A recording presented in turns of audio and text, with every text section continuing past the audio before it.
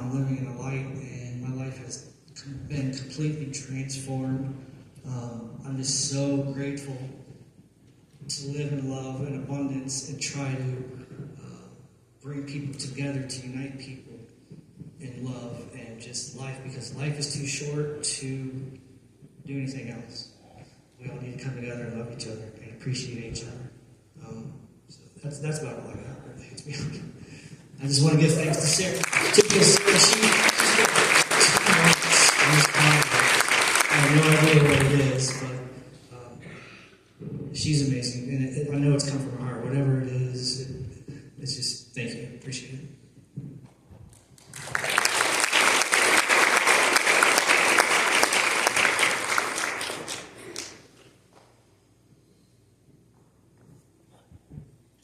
I'm calling my art project When God Closes a Door, He Opens a Window, because even though Timothy's life didn't follow the path he envisioned as a young person, he was able to pivot on the path of life and turn it into a life that him and his family can be proud of. And here's my dad helping me to prepare the door, because none of my family will let me use power tools. They know me too well. I like the idea of using doors and windows because they seem like thresholds that we can use to represent changing our lives. I know the struggle to end your addiction is one of the hardest struggles that a person can have in life, and I wanted to honor Timothy's bravery. And here I am getting ready to pull a print that I'm putting on one of the door frames. I wanted to put frames on my project to honor the changing nature of mental health struggles, and that sometimes you need different inspiration at different times of your life. So Timothy can swap out the pictures of whatever he needs to help him at any given season in his life. I'm calling my art project When God Closes a Door. It just leads against it. Thanks.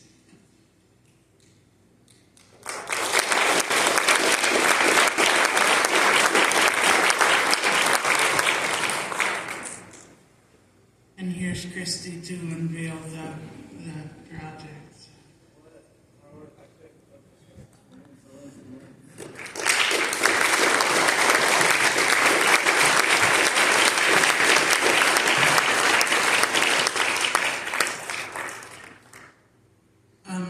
Yesterday at our practice for this event, Christy said that the artists were paired with their people for a reason. And I started wondering why I was paired with Timothy. And I know he's been talking about sharing his story. And that spoke to my soul because I like to tell stories too. I think Timothy was kind of iffy on how much he wants to share about his, but I'm one of those people that I'll hang out my dirty laundry and point out all the stains on them and tell everybody how I got them. But telling the story of our lives to other people can be a deeply vulnerable thing. When we share our deepest woundings with others, it opens us up to judgment and shame. And shame is a toxic blight to the flowers of our soul. One of the reasons I engage in my art and storytelling is to look shame in the eye and see who blinks first, and to drain it of its power. The stories we tell other people can be difficult to share, but the stories we tell ourselves about ourselves are the most difficult to hear. The great thing is that we are all authors of our own existence. If we realize one day that our lives aren't working for us anymore, we can pick up our pens and write a new life with the choices and behaviors we make every day. The people in recovery we are honoring tonight have decided that they are the heroes of the books of their lives. They are so brave to do the hard work in editing and revising, and they've learned to deal with all the characters of their feelings in their story. Our feelings are sometimes adversaries in our plots, and sometimes our best friends. I'm trying to welcome all my feelings as characters for plot development, to welcome even bad feelings like shame and anger as a house guest I dearly love but hate to clean up after. Maybe when we welcome pain with open arms and sit with it for a bit and listen to what it has to say, we can understand it and not need our maladaptive coping mechanisms anymore. This is what Timothy and the rest of the honorees have done. You've all become heroes of your stories, and I can't wait for you to live out your bestseller lives. Timothy, open this door and step with your family and loved ones into your life of joy and love. Thanks.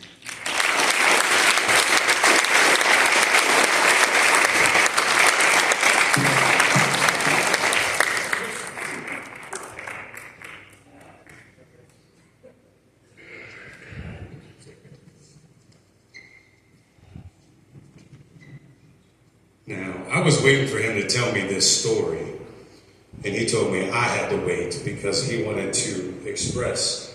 And the thing I told you was continue to be that light for others.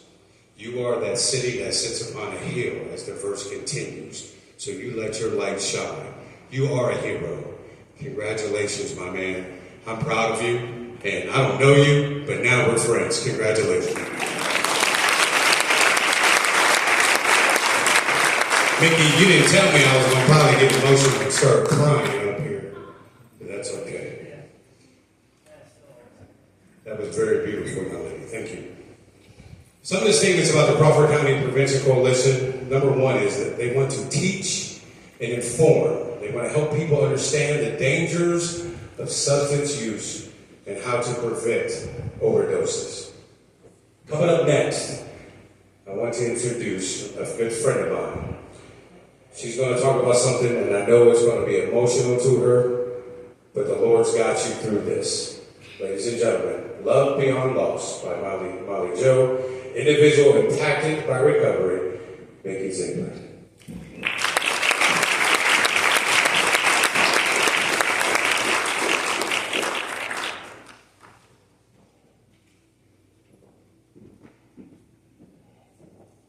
Good evening, everyone. I'm Mickey Ziegler. I had it all written down, but those that know me, this doesn't work. I fly by the seat of my pants a lot. Though my story may be a little different than those sitting over here, I have that loved one that was in active addiction for 30 years. So I myself was that family member that was impacted. My life was forever changed by the disease of addiction. Had I known what I know 5 years ago, 7 years ago, I think I would have understood a little bit more of how addiction truly impacted my sister. We grew up and were raised by the same mom. Our worlds were not perfect, but it was a good world. She started using drugs at the age of 18. She continued down that path for 30 years. 30 years of substance use, mental illness, and she survived. She was strong, resilient, and of all things, a protector. Growing up, she was my protector. I became hers. In the years that she struggled the most is where stigma, shame, embarrassment impacted my life. I was not always the one that understood because it was hard. I was angry, I was mad, and I couldn't understand why. Why my family? Why my sister? Why addiction? Because I didn't realize addiction is a disease and it affects the whole family. My sister spent 30 years in and out of incarceration, in and out of hospitals. There were times we did not know as a family where she was, if she was alive, if she was okay. That soon began impacting my own mental health as well as my mom's. My mom had 2 nervous breakdowns. I became the adult at a young age, making decisions that no 13 and 14-year-old should have been making. But I did it. Why? Because I wanted my sister's kids to stay in our family. I became the mother to my own mother, the mother to my sister, and the mother to my niece and nephew. Not because I wanted to, but because I had to. In all those years, I had to learn and cope with addiction. It wasn't talked about in my home. We hid it. It was something we didn't discuss. Things I wish I would have known now to tell myself then. I think I would have been able to cope a little bit better. I will say, after 30 years, and seeing what my sister lived through for 30 years, the grips of hell, that is what she lived. But through those 30 years, she was the strongest, most resilient, most resourceful woman I have ever met. For years I begged, I pleaded, I prayed for her recovery. At that point, we didn't say recovery. We didn't know what that truly was growing up as a teenager. Again, we didn't talk about it. As I became an adult, started working in the field of addiction treatment, I was educated myself by the disease of addiction and how it affects us all. I wish I would have known that then. Maybe things would have been a little different between us. There were times we didn't get along, not because I didn't love her, because I did. I didn't love the disease of addiction. I didn't love what it took from me. It took my sister, my protector, the one that I looked up to. It took my mom as well, not in the physical sense, but in the mental sense. So that impacted my life very negatively. But I learned to cope and I learned to be strong. If anything, the disease of her addiction taught me strength, taught me to be a voice and to be an advocate. But most importantly, it taught me to never give up. No matter how much she pushed me away, because she did, no matter how angry I would get or mad, because I just wanted her to stop. I did realize at the time, in my young years, she couldn't stop. She couldn't stop. She was sick. When I later learned in life what the disease of addiction is and how the brain is affected, it helped me understand her better. I still begged, I still pleaded, I still asked God to intervene to save her life. Not for me, for her, for my mom and her kids. They deserved that. 3 years ago, that happened. 3 years ago, my sister reported to her probation officer and a bag of marijuana fell out of her pocket. By chance? Don't know. Grace of God? Probably. In the state of Alabama, they look at marijuana a little bit differently. And she was arrested that day. She's sent in county jail for 90 days. At least we slept. We knew she was okay. We knew she was safe. In that 90-day period, her probation officers and the judges of the county we resided in as a family gave my sister an option. They gave her hope. They gave her what we all prayed and asked for years. She was given a chance to redirect her life and make a choice she had never made in 30 years. In lieu of conviction, she could enter into a residential treatment program. Her choice, of course, or she could spend the next 3 years incarcerated at a prison level. She made the decision that we all prayed and hoped for. She entered into a residential treatment program in Talladega, Alabama. That day was the day of the first day of her freedom. The day our family celebrated Peace for her, peace for us. Was it going to be easy? No. Was it going to be hard? Yes. Hard for her, hard for us. My sister spent a year in that program where she gained her earthly freedom. She overcome. For the first time in her life, after 30 years, she started her journey to recovery. Strong, resilient, and brave, all the things she was during her active use, she became even more stronger in her recovery.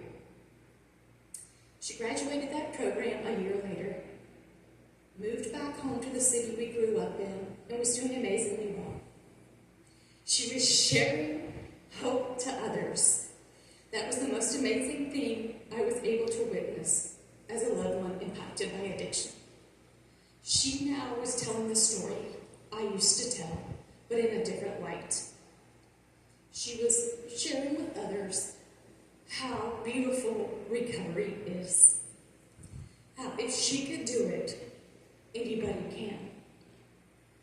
She got reunified with her kids, which is one of the things that I am forever grateful for. After all those years, she got to be with her kids, and they got to see their mom living a life of freedom. Reunification with my mom, and reunification with me, the one who I thought she didn't like. That wasn't true. I just was the one that never gave up and sometimes shared hard facts. And I think because we never gave up on her, she never gave up on herself. She started a job, was doing amazingly well, was proud of the things that she had accomplished, because for 30 years she had little to nothing. But she had hope, and she had purpose, and she had freedom. She had recovery. You may wonder why I keep saying had. August 21st of 2024, a day that forever changed my life. I got a call that my sister was rushed to the hospital, unresponsive, and they weren't sure what happened. Of course, stigma, doubt, crept in our minds. I'll be the first to admit it. And I'm wrong for feeling that way. My sister's life was taken short from all of us, not because of addiction. She had a brain aneurysm that took her life as she was beginning the journey to recovery. So I will tell you this. I'm forever grateful that she gained her freedom on earth in her recovery, and for us to be a part of that for that short 2 years. Because that day, she gained her eternal freedom and is forever at peace. So I want to say this, as a loved one that's sitting out there that may have someone still in active use or struggling with mental health or addiction, please never, never give up on them. Love them through it. And remember, recovery is possible. It's beautiful. And with that, I have to commend my girl over here for doing something for me that I'm forever grateful for. I'm sitting here holding her recovery coin in my hand. I carry this on me every day. It's part of my sister. It's part of me. Because just as much as her addiction was part of me, so was her recovery. I will forever be the voice and the advocate to remind persons. I'll come after that one today, but the 99 I'm coming after later, because that is something my sister said to me. You were there, you never gave up. I was the one. She was the one always. And now I have something that is not a physical piece of art. It's a permanent piece of art on my arm that shows just how beautiful recovery is. And I can't be more thankful for our paths crossing. And thank you for what you did.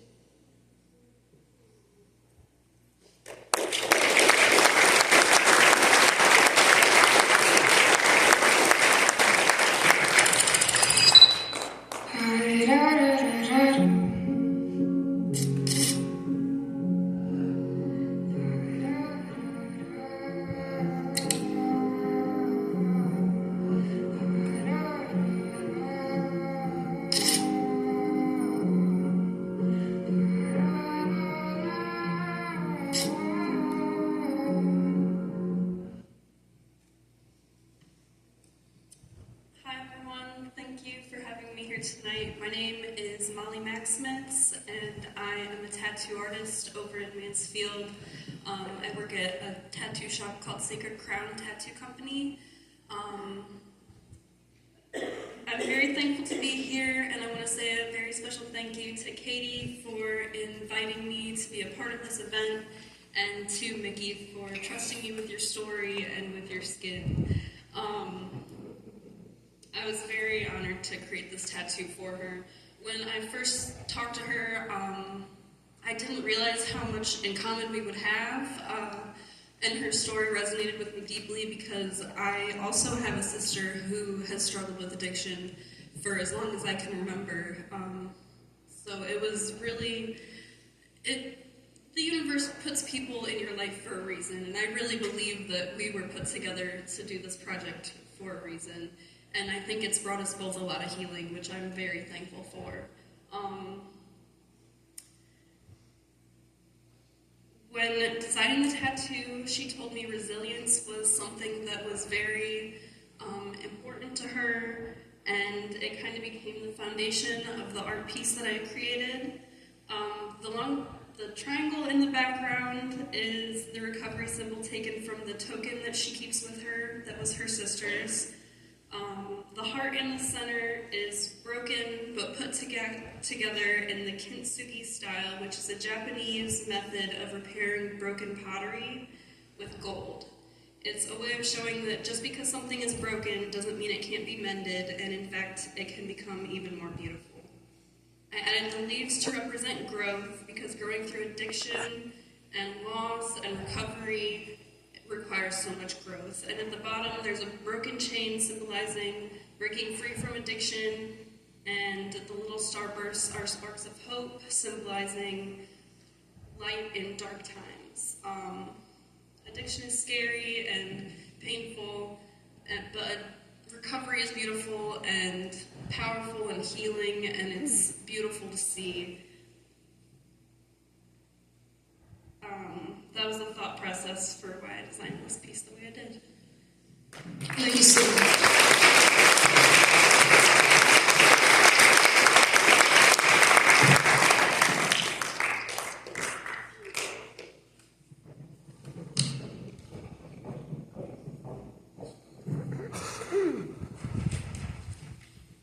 I'm going to hire you to do some art on me. I even asked her, like, can you handle dark skin? She said, oh, of course.